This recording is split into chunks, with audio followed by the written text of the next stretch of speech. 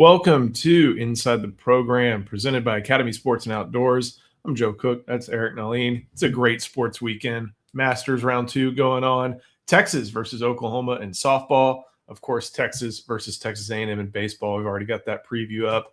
Got Portal to talk about. We got another scrimmage coming up on Saturday, some recruiting coming in. But we're going to talk about some of the stuff from this week of practice, Eric. To get everything that Eric and even Charlie wrote, make sure you go to InsideTexas.com, use that first link in our description, or use that QR code at the top left of the screen that you see right now.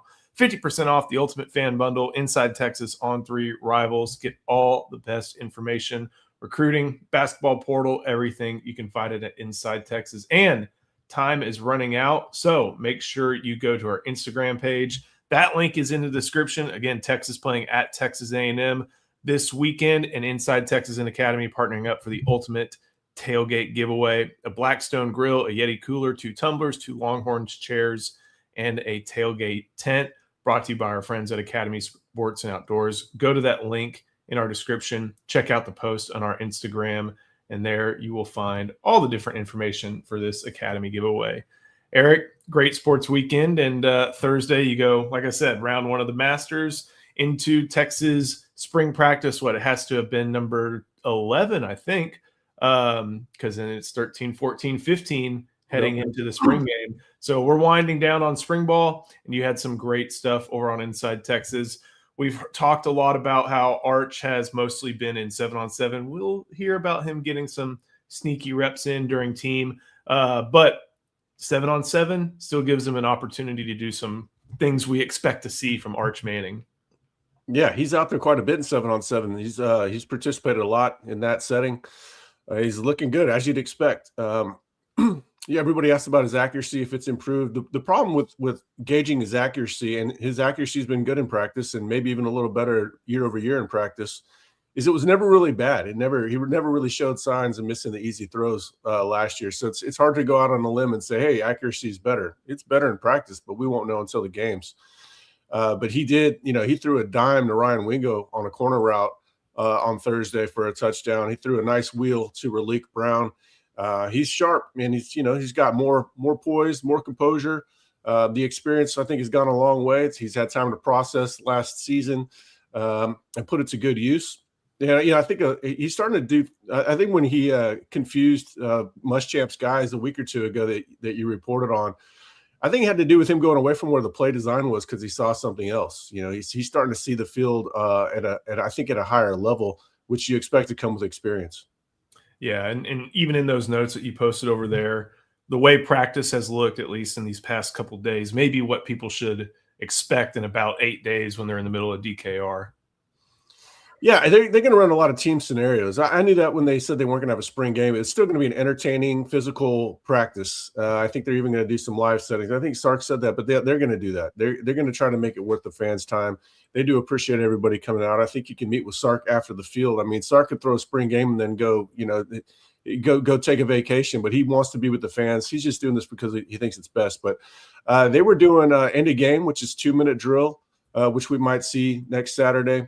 They did move the field, which is basically between the 20s. They worked on 2nd and 3rd down, and they worked on sudden change. Sudden change, of course, happens in the game a lot. Hopefully, you're the team getting the turnover, but not always.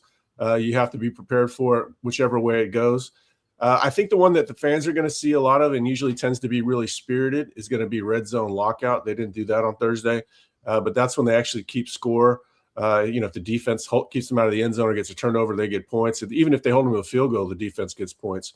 So I think we'll probably see that next Saturday. It's red zone. It's heightened urgency. I think we'll see that. One of the things I'm really interested to see, especially when it comes to how they use receivers, is how they use Cam Coleman.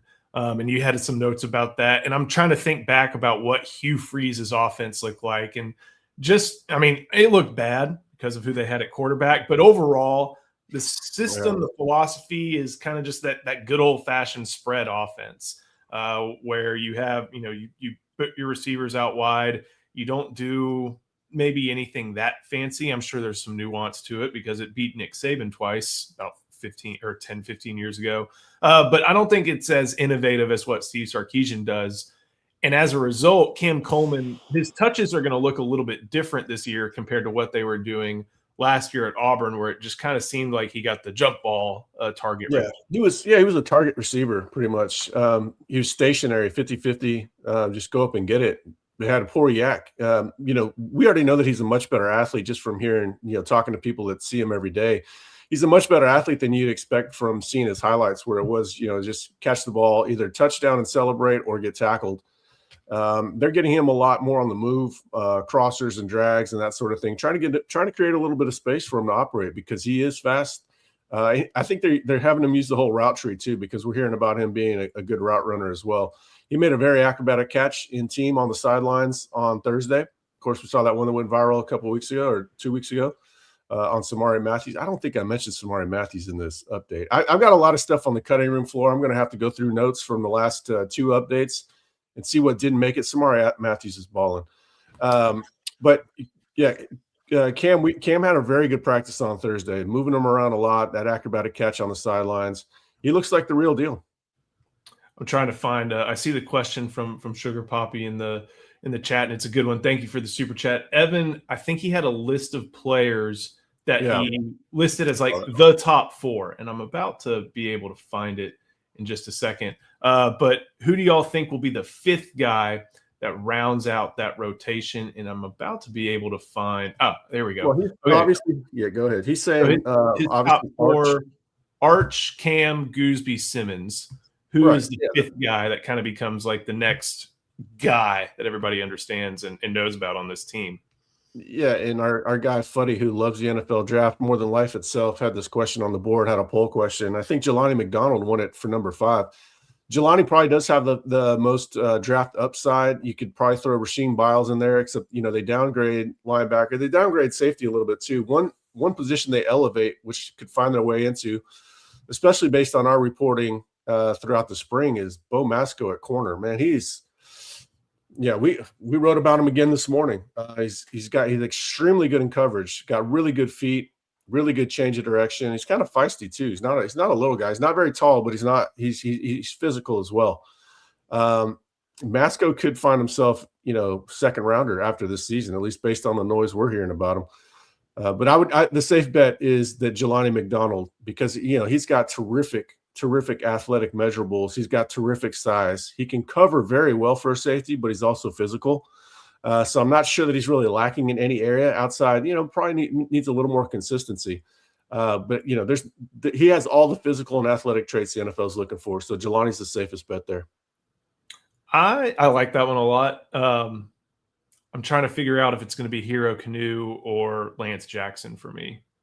And I think Lance is, I think, you can make a case for Ryan Wingo if he just rounds in a little bit more form, because Chris Bell from Louisville is about to go in the 2nd round, and after tearing his knee, Wingo is that sort of physical specimen, size speed combo that can break tackles and has elite speed too. So it could be a number of guys. It's always a good one. Go check out Evan's tweet. I'm pretty sure I know we retweeted that one. Got some good engagement over there on Twitter. Before we keep going, got to show some love to our sponsor. That is Academy Sports and Outdoors. Oh, it's an auto worm bite, turns out. Giant. Oh, giant. It's a giant, so. Oh, it's a giant! Oh, it's a giant! It's a giant!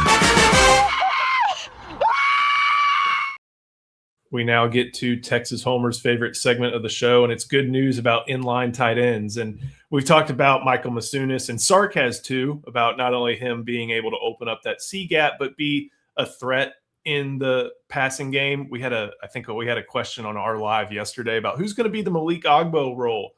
It's going to be Michael Masunis, but it could be an and/or, considering the spring that a player you highlighted has had.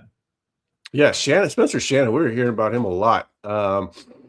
He's, that strength, he needed strength. He's such a long guy. Strength goes a long way. Everybody thinks about strength just moving people off the ball, but strength goes a long way towards your own coordination.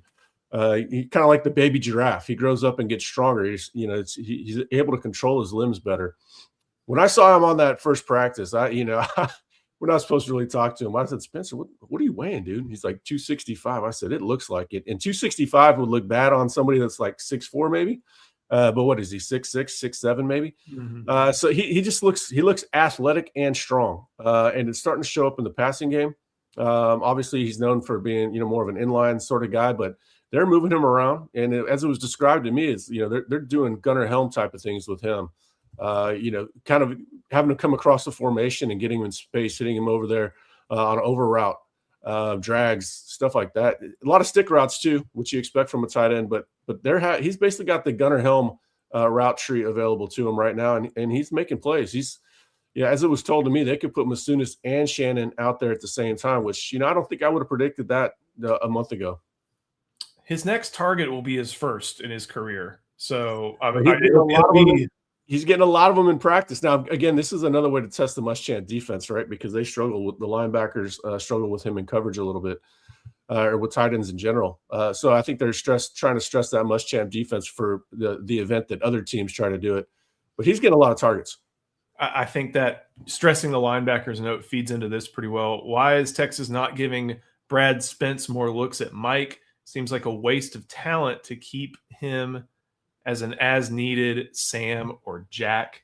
I think something that Ian's written about, and that I think on last Saturday's Muschamp defense show, they talked about with that penny front, which is kind of like a 5-1 or a 5-2, is that they can bring him in and they can line him up on an edge and use him there, but he's got enough versatility to be in that Trey Moore role. I think Trey Moore had a little bit more backwards, forward, side to side athleticism than Brad Spence, but that doesn't mean Brad Spence can't also do it if needed in a pinch. Yeah, Spence is not an afterthought, and they are in Sam a lot more than I think fans realize. They'll use that on first or second down quite a bit.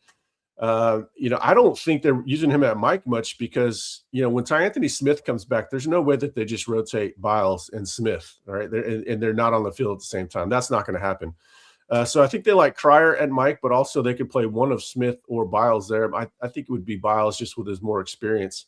And then you could play Biles and Smith side by side. You still have Cryer that can play there. Spence is a backup for that role, probably a third option. I don't know. Maybe even Rocky Cummings could jump him for that. But they love him at Sam. And Sam plays a lot. And like you said, versatility to get him on the field. He's not as good in coverage as Trey Moore. And Trey Moore was a little iffy there. Trey Moore wasn't iffy there due to athleticism. Trey Moore was a little iffy there due to lack of reps at playing off-ball linebacker. Spence is a little bit more blocky, more of a downhill guy. But don't just think that Sam is an afterthought. He's going to play a lot. One of the things that kind of has me thinking why he's not getting a ton of looks at Mike is because they maybe got a little bit more than they thought they were getting from someone like Juice Cryer at that position, playing maybe that more traditional Mike role. If you have those three guys, whether it's Cryer and then figuring out a combination of where to put Biles and Smith on the field together, that's a good top three. And then if Spence maybe factors in as the fourth, in addition to being the main Sam, that's a decent enough linebacker rotation. Spence is too analogous to Cryer, and he doesn't have the reps at playing Mike. They're both big. Cryer's a big ass dude. You do not want that guy in space, but the coaches know that.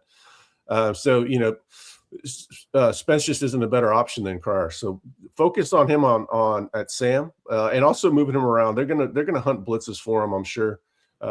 He's gonna have a big role. He'll have a bigger role this year than he had last year.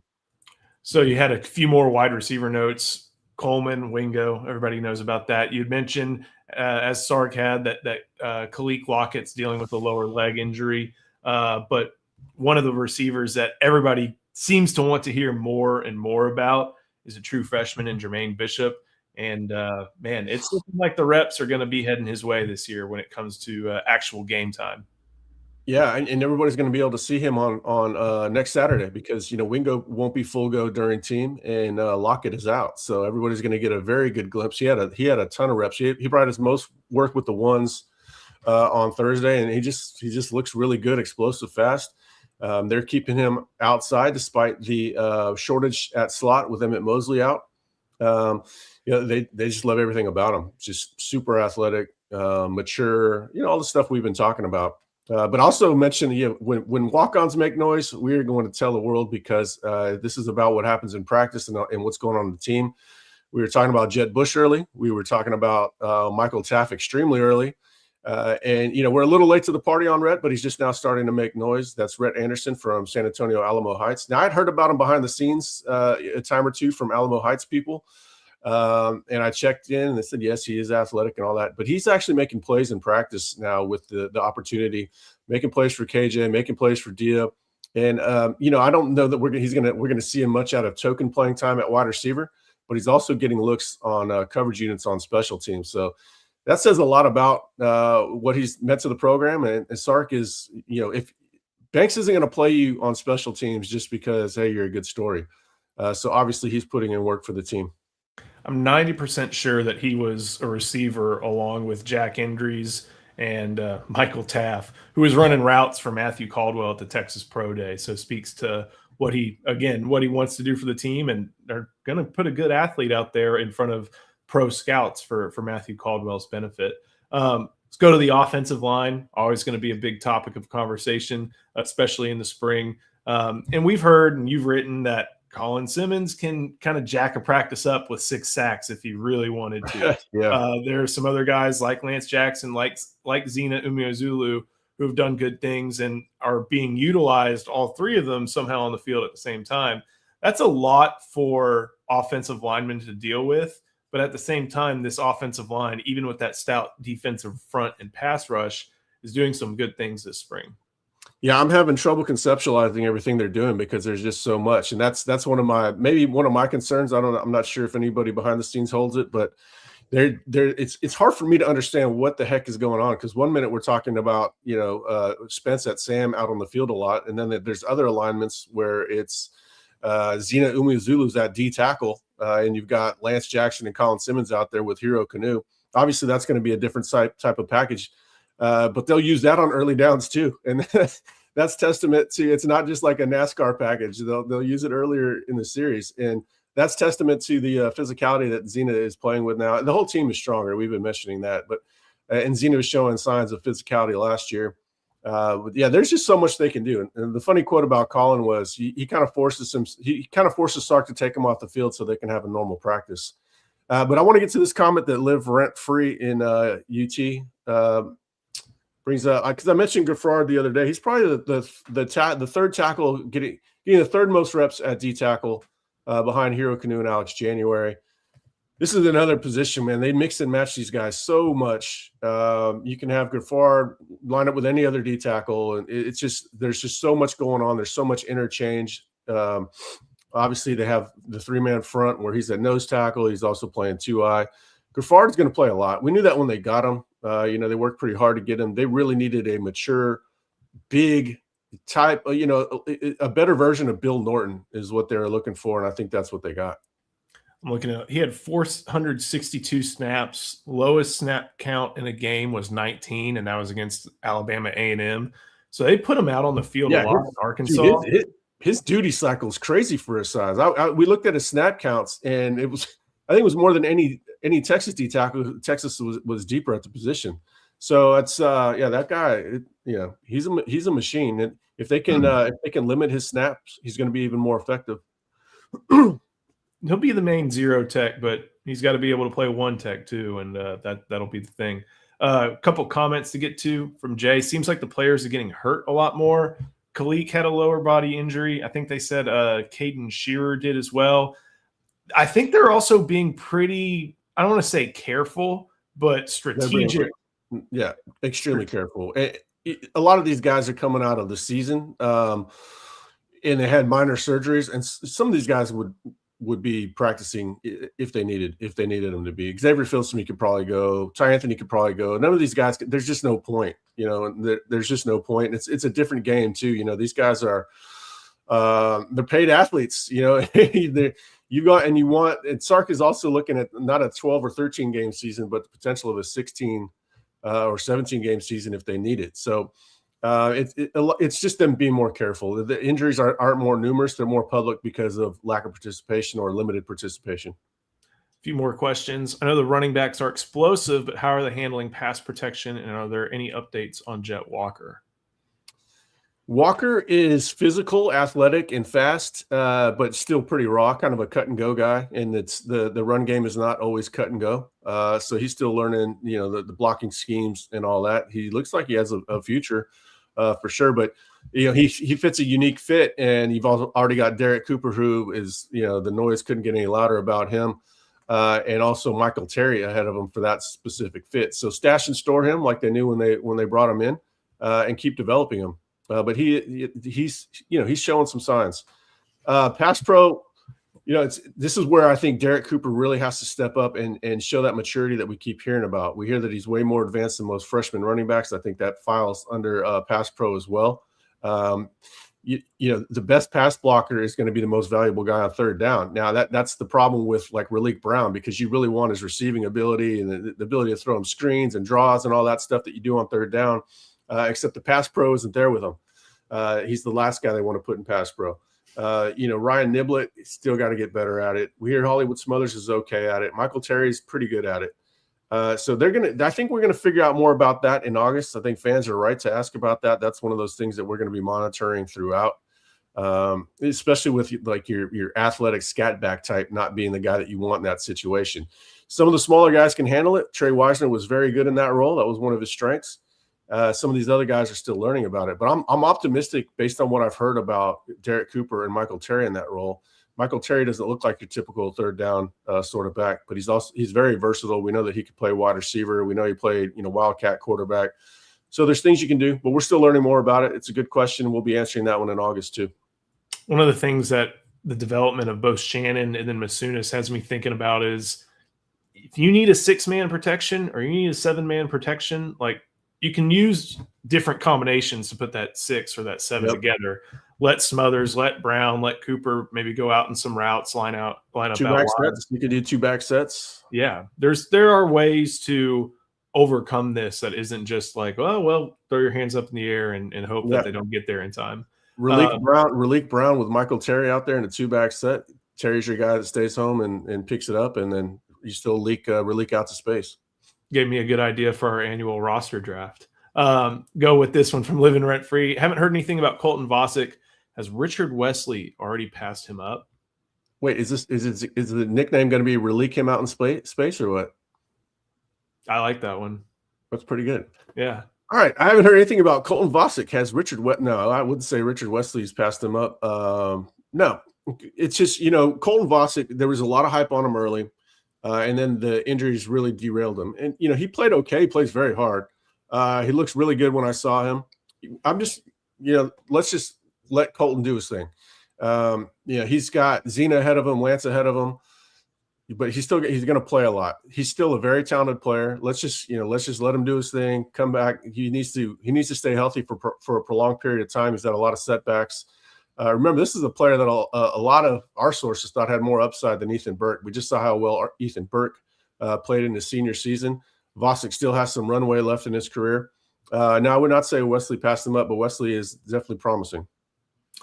Get to this one from Roaster. Chris Lowe told Andy and Ari that Texas should have a very good offensive line this season. Some of that is probably confidence from Sark's interview, but I do love to hear that. Yeah. Well, I mean, we hope so. Right. But I mean, this is where my biggest miss last year was on the offensive line. I trusted Sark and Kyle Flood too much, even though I did have some reservations. I talked about left guard questions and right tackle and, general lack of experience. Okay. But here's the case that Sark would probably make if he was candid. The experience is way different. Joe, you did the snap count breakdown between last year's O-line and this year's O-line, but you did yourself a disservice by including all the young people. Had you only gone with the starters, Connor Robertson would be the least experienced starter on this offensive line based on snaps. And obviously he's been in the program the longest. So just experience is a major win. Baker is at his NFL position. That's something I put in the article, at least compared to what some people have told me. They think Baker is an NFL guard. First and foremost, you always want to get people in their NFL position. That's when they maximize. So you got him, Melvin Siani, who is solid. Obviously, Goosby's much more experienced. And then you've got 6 guys almost that can figure out left guard that's going to make everybody better. You got robust competition this year as opposed to last year. It's just vastly different. And then I think, pay attention to Andre Kojo coming back. There's some people high on him, like he's going to play this year. It's, I'm not saying he's going to start anywhere, but he's a playable big body with athleticism that they didn't have last year to throw at the problem. So I can see why Sark is more optimistic. If you still want to find something to worry about, it would be pre-snap penalties. But right now, I'll say this: they are better run blockers than pass blockers, and pass blocking is going to improve once Goosby's out there and Lawrence Seymour gets there. I pulled it up real quick, and I know Paul always makes that point about, just because a guy says redshirt junior, that doesn't mean you have depth. Well, this is the total amount of snaps they had coming in last year on the O-line. That's even with 3-year guys like Campbell and Hudson and, veteran guys. Total about 4,000. Average per the 15 was 267, and there were 7 players without any standard down snaps. This is what it is heading into this season. 2,400 more snaps, almost 200 more on the average, and only 4 players who haven't seen a single standard down snap. And, 2 of those guys are true freshmen, and the other ones are redshirt freshmen. Like, the difference, I know it's just snaps. It's not graded snaps, but even so, you got Trevor Goosby with about 800 more snaps, Brandon Baker with about 900 more snaps, Connor Robertson with about 700 more. Like, all those guys, we saw what they were last year, but we know that they can still improve. And even if the improvement is a small amount up to a, ceiling high range, that's going to make for a better offensive line. Yeah, we all forget the value. I fell into the trap last year. I did not account for enough for lack of experience at multiple positions. I looked at talent a little bit heavier than I should have. Experience matters. I mean, look at the NCAA tournament. Those teams, it's always the old teams with guards that have been playing, since James Worthy was out there. I mean, it's just always these experienced teams that excel. Texas has the experience and the talent. We've been writing that a lot. There's a nice intersection between the two very important variables. Most important thing for an NCAA tournament team, at least in your opinion, is probably Tylen Riley, right? So I know that's kind of crossing streams there, but we got a lot of different Texas. Is there any more news on him? I want that guy. I know. Hey, today the dead period finally opens up, so we'll probably have some visit news, things like that. Keep an eye, trying to track down if Texas will get an in-state product on campus this weekend. Got a few more questions to get to. Sugar Poppy, what do you think about special teams? I can take this one. No, I forgot a very, like I said, I've got a lot of stuff on the cutting room floor. I forgot I got a text that the kicker went 3 for 3 yesterday and hit 1 from 57. The Croatians are doing it. Is he Croatian? I mean, Gianni's Italian, and then you got Spedic. I don't know. His forearm, how like Croatian soccer team has the red and white, comes from the seal of the country. Oh yeah, they got great. He's got that right there. Oh, okay, all right, okay. Luka Modric fan, I'm sure. Yes, I forgot. So, like I said, I've got to go through my notes again and go make sure my readers know everything. But I feel good about kicker. Return teams are going to be excellent again. There's a lot of the coverage teams are going to be better unless they just get caught in a bad situation. The coverage teams are almost the same as they were last year, so that tells you a lot of experience. Hey, get that last one too right there. I appreciate the super chats. Okay. Last question. What can fans expect from Tyler Atkinson? Could he unseat a starter by the end of the year like Ant Hill did? Well, Ant Hill didn't have Rasheem Biles and Anthony Smith in front of him. Tyler Atkinson is going to play a ton. I think he's going to play similar to Ant Hill early, where they just kind of move him around, hunt matchups. He is long-term a natural Mike linebacker. He's a linebacker that understands all the nuances and how to find the ball carrier in traffic. And then most exciting, he's an elite athlete too. So he has all that. He's a complete linebacker. What was the Roquan Smith? I think was the comparison I made, which is pretty lofty, but he's got those inside linebacker traits.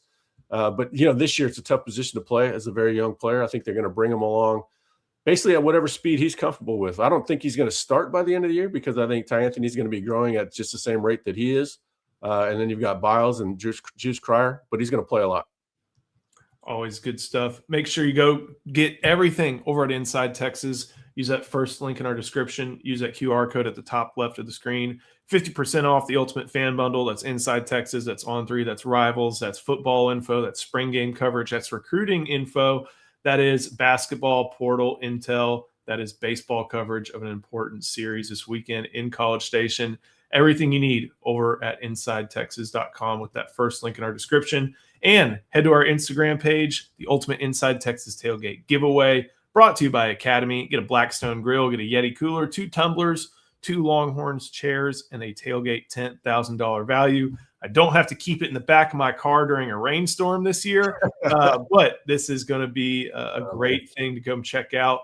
Go sign up on our Instagram page and give our good friends at Academy some love. So, Eric, thank you so much. Thank you for watching. See you next time on Inside the Program, presented by Academy Sports and Outdoors.